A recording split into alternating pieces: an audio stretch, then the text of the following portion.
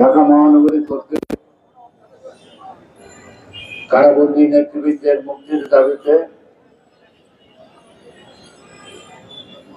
আজকের এই মানববন্ধনের সম্মানিত সভাপতি, ঢাকা মহানগর দক্ষিণের সংগ্রামী আহ্বায়ক জনাব আব্দুল সালাম, উপস্থিত সদস্য সচিব জনাব রফিকুল আলম মজনু, আজকের প্রতিবাদের কারণটাই, মানববন্ধনের কারণটা ইতিমধ্যে আপনারা অবগত। আমাদের নেত্রী বেগম খালেদা জিয়া মুক্তি। আমার বিশ্বাস হয় না শেখ হাসিনা যতদিন ক্ষমতা আছে ততদিন খালেদা জিয়া মুক্তি থাকে। তারপরে আছে ইঞ্জিনিয়ার ইশরাক হোসেন এবং স্বেচ্ছাসেবক দলের ঢাকা মহানগর দক্ষিণের সভাপতি জহিরুদ্দিন তুহিন। এছাড়া আরো ছোট ছোট নাম আছে, ইতিমধ্যে আপনারা শুনেছেন।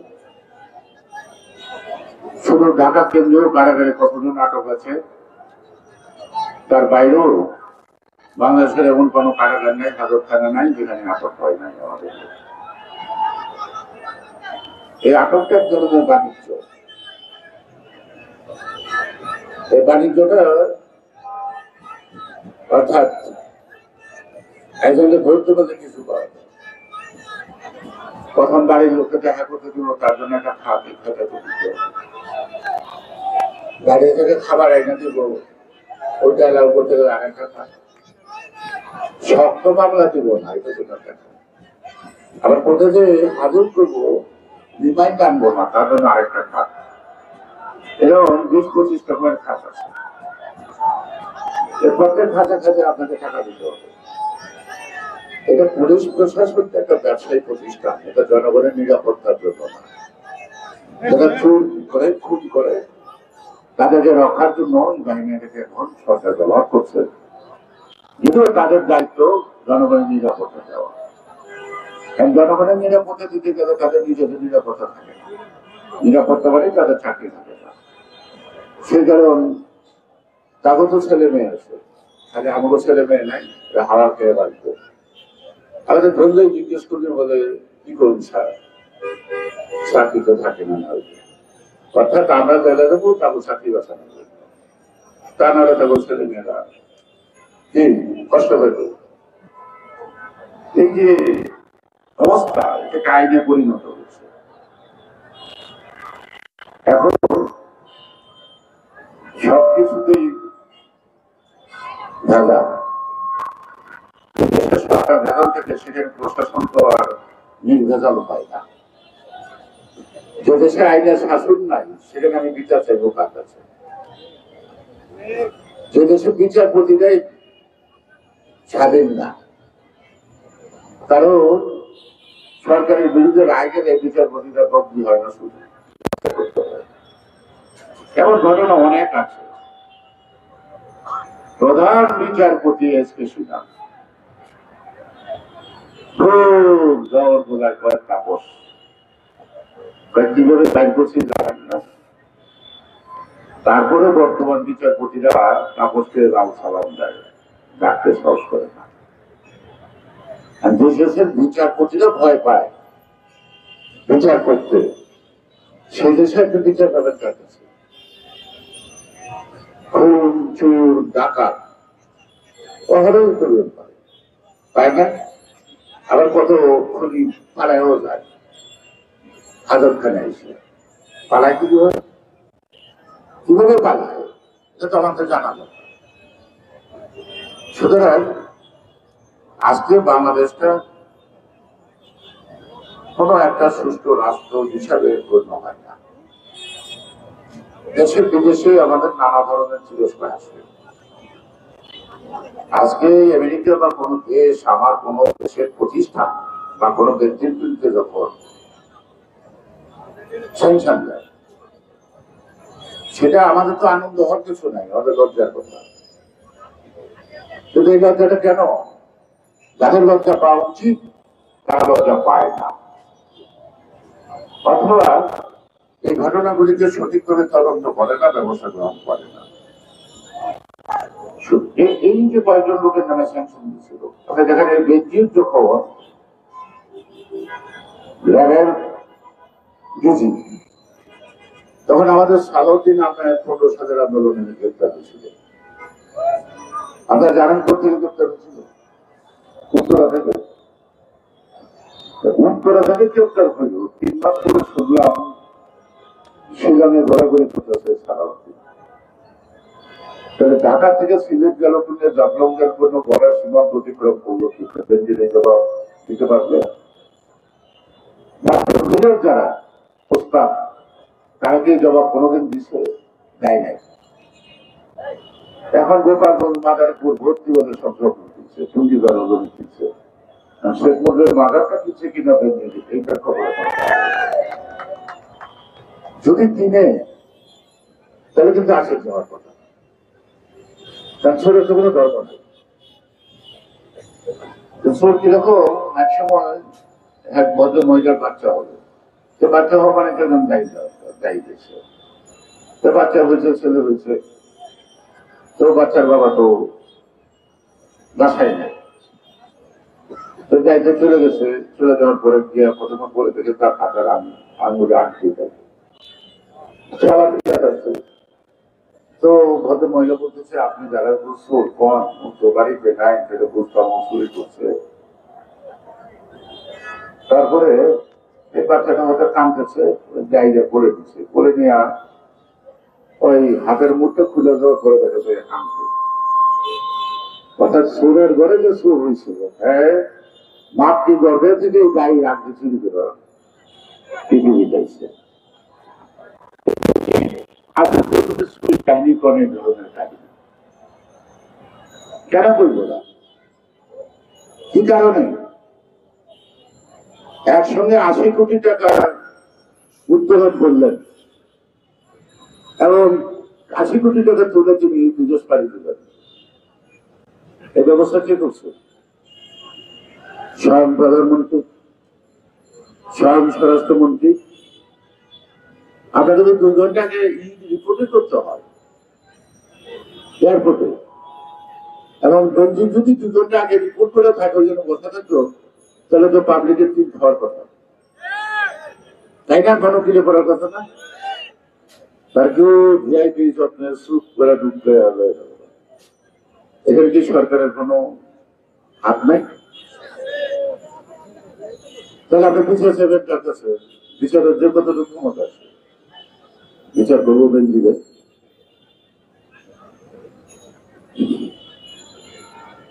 আজকে আরেকটা তদন্ত হচ্ছে, সেই তদন্তটা কি?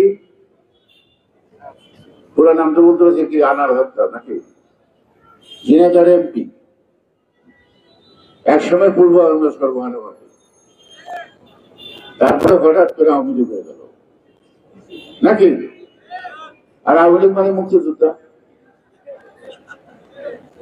জন্ম তখন আপনার ভোট বা না ভোট, তাই আপনি মুক্তিযোদ্ধা। এবারেও মুক্তিযুদ্ধের কোটা বাড়াইছে। মুক্তিযুদ্ধ কি ফ্যাক্টরিতে নয় নাকি? প্রোডাকশন হয় নাকি?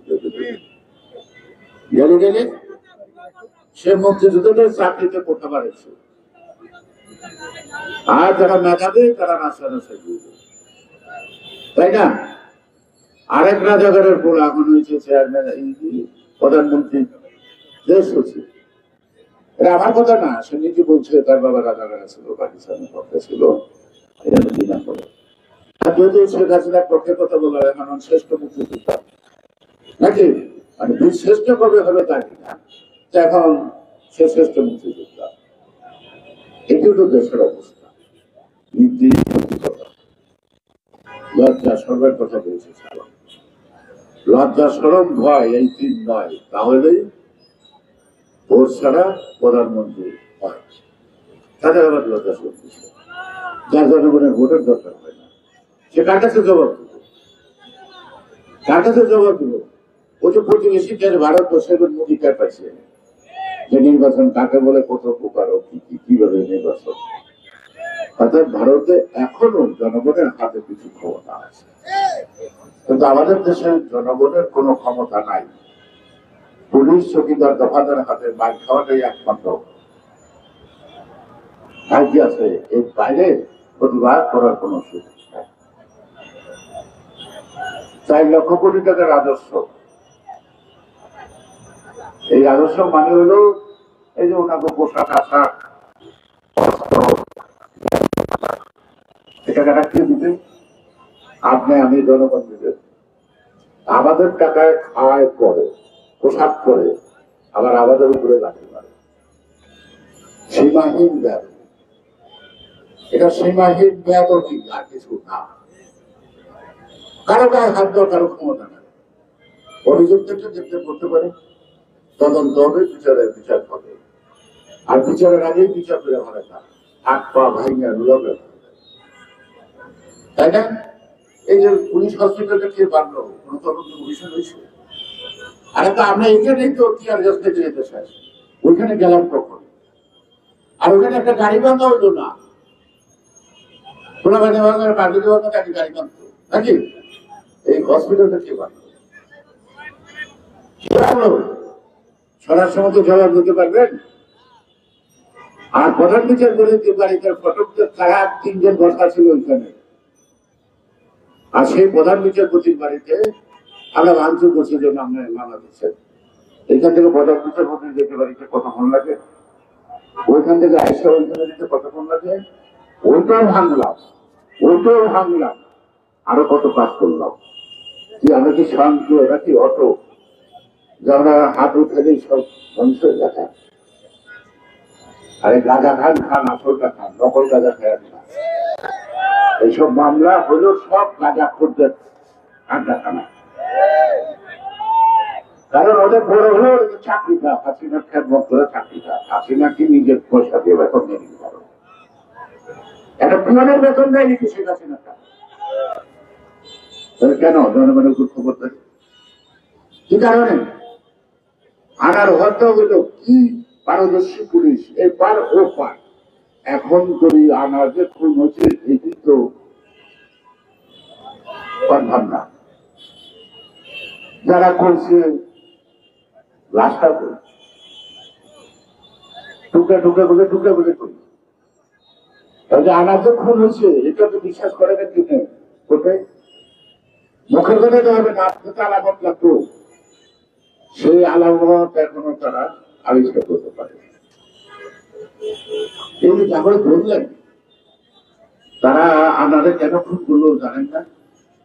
ওই কথাগুলি বলে না, ওই কথাগুলি পত্রিকায় প্রকাশ করেন না কেন? কি কারণে এক দেশ থেকে আরেক দেশে খুন করলো তার অন্ধকার জগৎটা চাপা দেন কেন? খুনের বিচার করতে হবে, এটা ঠিক আছে।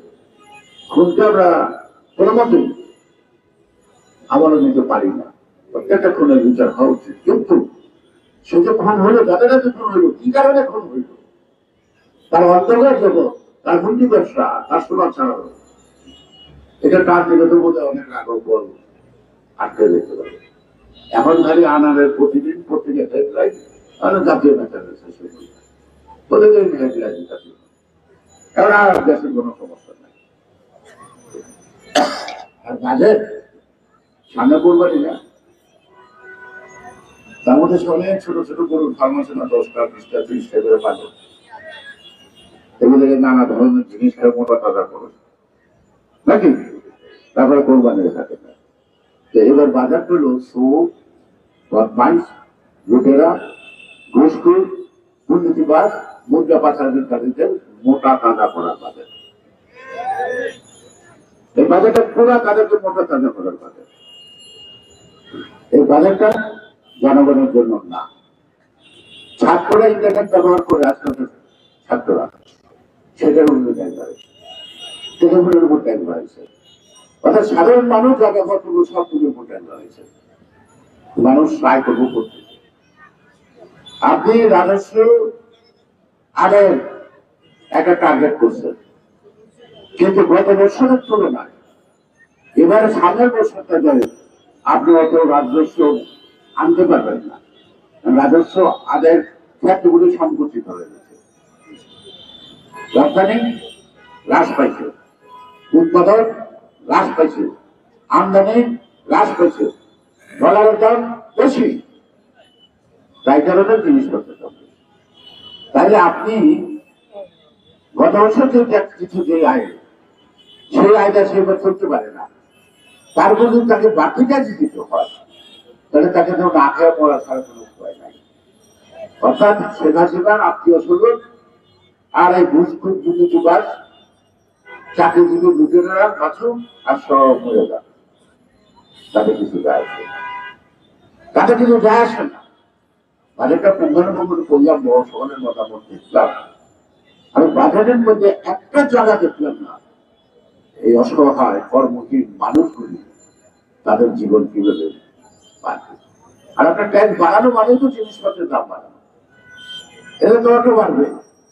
সাধারণ খানরা আছে না, যদি 2 টাকা তেলের দাম বাড়ে তখন ট্রাকের দ্বারা 5,000 টাকা বাড়াবে, 10,000 টাকা নেই তখন 15,000 টাকা।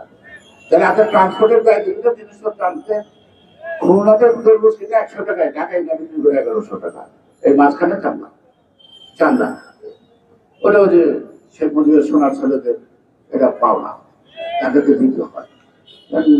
হুজুর দিয়ে যদি আপনি দোয়া পড়ান নৌকার মধ্যে দেবেন না, এখন এইরকম হুজুর রাস্তায় রাস্তায় শেখ হাসিনা রাখছে, তখন নজরানা না পেলে আপনি রাস্তা পারে এইভাবে দুর্নীতি বলতে লজ্জা লাগে, শুনতে লজ্জা লাগে, কিন্তু আলটিমেটলি দেশটা কোথায় যাবে, দেশের কি অবস্থা হবে, সেই কথাটা তো আপনাদের ভাবনার দরকার। সুতরাং মুক্তি চাই কেন বলি, আমরা বলি না কেন আমাদের নেতাদেরকে মুক্ত করব, কার কাছে মুক্তি চাই, আমাদের মুক্ত করতে হবে। তুমি বলতে পারেন কি পথ, কি জায়গাটা ভাঙবো, জায়গাটা ভাঙার দরকার নেই। যার কারণে এরা বন্দী আছে তাকে চেয়ার থেকে সরিয়ে দিলে তো সমস্যা, ওই আন্দোলনটা করে আমাদের যে মুক্তিযুদ্ধে আন্দোলন ভালো লাগে না, এটা মুক্তি ছেলেকে তার কথা শুনে মনে আমরা একটা অসহায় হাত পাততাছি হাসিনার কাছে, আমরা হাতটা এইভাবে না করে এইভাবে করতাম, চাইলে তো সমস্যার সমাধান হয়। সুতরাং আমরা তো শোকতাপ করি কেন, আমরা সত্য নিয়ে আঘাত করি না কেন, আমাদের কাছে আঘাত আসলে আমরা আঘাত করি না কেন? আমার কি বেঁচে থাকার অধিকার নাই? যদি আমার বেঁচে থাকার অধিকার থাকে সংবিধানে, তাহলে আমি বাঁচবার জন্য আমি কেন পাল্টা আঘাত করবো, আমরা কেন নাই ভাবে আঘাত করবো? সে পোশাক পরিত হোক আর পোশাক ছাড়া হোক, আমার গায়ে আঘাত করার অধিকার কোন শীর্ষে শেখ হাসিনাকে দিয়ে দিচ্ছে, আমাকে রক্ষা করার দায়িত্ব দিচ্ছি তাদেরকে। আমি যে বিপদে করি, রাস্তায় কারোকে আক্রমণ হই, পুলিশের দায়িত্ব আমাদেরকে পাঠান, আভ্যন্তরীণ নিরাপত্তা জনগণের নিরাপত্তা দেওয়ার দায়িত্ব পুলিশের, পুলিশের জনগণের উপরে হাত তোলার অধিকার নাই। সুতরাং আমরা তাদের নিয়ে এত কথা না বলা, তাদের কাজ তারা করুক, আর দেশের নাগরিক হিসেবে আমাদের যে অধিকার আছে সেই অধিকারটা আমরা প্রয়োগ করব, জায়গাটা গেল এই বাইরে কোনো কিছু ওইটা কোনো লাভ, এটা দানব বসে বসে সরকারে আমি করুক মানব বলব কি হবে, এরপর থেকে দানব ধরা করে, দানব ধরার প্রোগ্রাম করে, কেনা ব্যাংকে গোষ্ঠী ধরেন সেই পথ ধরে, তবে মুক্তি চান, যদি দেশটাকে বাঁচাতে চান, যদি বাংলাদেশ নামক দেশ তার অস্তিত্ব পৃথিবীর ভিতরে দেখতে চান, তাহলে আপনাদেরকে পরিবর্তন সোজা করে দাঁড়াতে হবে। কত মানুষ মারা গেছে যুদ্ধের সময়, করা যেটা তার গ্রামের মানুষের জীবন থেকে হবে, দেশকে যদি রক্ষা করতে চান। স্বাধীনতা আনার যত কষ্ট, তার চেয়ে বেশি কষ্ট করে রক্ষা করা, তার চেয়ে বেশি কষ্ট করে জিততেই না। সে কারণে কখনো সোজা বলে দিয়ে ওঠে না, এটা নিয়ম নাই। কিন্তু বসে দিয়ে বারবার রাখবেন, বসে মাথাটা এরকম দেখা থাকে ভালো লাগে না, ওই দেখা থাকলে কাপড় ধরে হাত হয়। তাহলে আপনারা তো এটা বসির ব্যবস্থা করতে হবে। সোজা কথা একটু কোনো লাভ হবে না। আর এটা লাভ লজ্জা আছে, লাভ লজ্জা আছে কাপড় চোপড় যখন পরে, তো লাভ লজ্জা আছে, কিন্তু সকল লজ্জা যে কাপড় দিয়ে ঢাকা যায় না, এটা শেখ হাসিনা জানে না, তার দলের জানে না, বেহার মতো কথা হয়। এই যে ঢাকা লেগে গেছে অর্থমন্ত্রী, আরে বাবা রাখো কেন? তোমার প্রশ্ন করছে তো অর্থনীতির উপর, তোমার তো জিজ্ঞাসা নাই যে তোমার কয়টা বই, এটা জিজ্ঞেস তুমি সামনে রাখবো কেন? তুমি যে ছবক দিচ্ছ অর্থনীতির উপর, তার উপরে সামনে প্রশ্ন করছে, তুমি তো জবাব দিলা, হিসাব নিলে নাকি? তোমার যদি জিজ্ঞেস অন্য কারণ প্রশ্ন করতো, তাহলে তুমি জানতে পারো এটা দিবেন, আপনারা প্রশ্ন করেন ঠিক না? সে কারণে আজকে এই বাজেটেই দেখবেন, এই বাজেটে কিন্তু হাসিনা করা হয়েছে, এই বাজেটে। এবং এই বাজেটটা করে যারা রাজস্ব করবো, তারা হয়তো উদ্ধার করা একটা দোকানে বিল দেবে না, দেবেন ক্যাশ ফেলে গেছে, দোকানে সকালে জরিমানা কথা বলবে, এগুলি শুরু করবে। মানুষ বাঁচবে কিনে মধ্যবিত্ত শ্রেণীটা বাঁচব করে, কর্মহীন মানুষগুলো কিভাবে বাঁচবো? এখানে শিল্প খাতে ব্যয়ের কোনো কথা নাই। আর ঋণ খেলাপি বাংলাদেশ বিরাটি দেখায় 1,85,000 কোটি, 1 লক্ষ কোটি, 1,85,000 কোটি টাকা, কিন্তু ঋণ খেলাপি প্রায় 4 লক্ষ কোটি টাকার উপর। তার মধ্যে 1 নম্বর ঋণ খেলাপি সরকার নিচ্ছে, প্রতি বছর ব্যাংক থেকে ধার নেয়, ধারের টাকা পরিশোধ করে না, আমানতকারীকে টাকা কোথায় ফেরত দেবো, আমানতকারীদের সুদের টাকা কোথায় দেবো?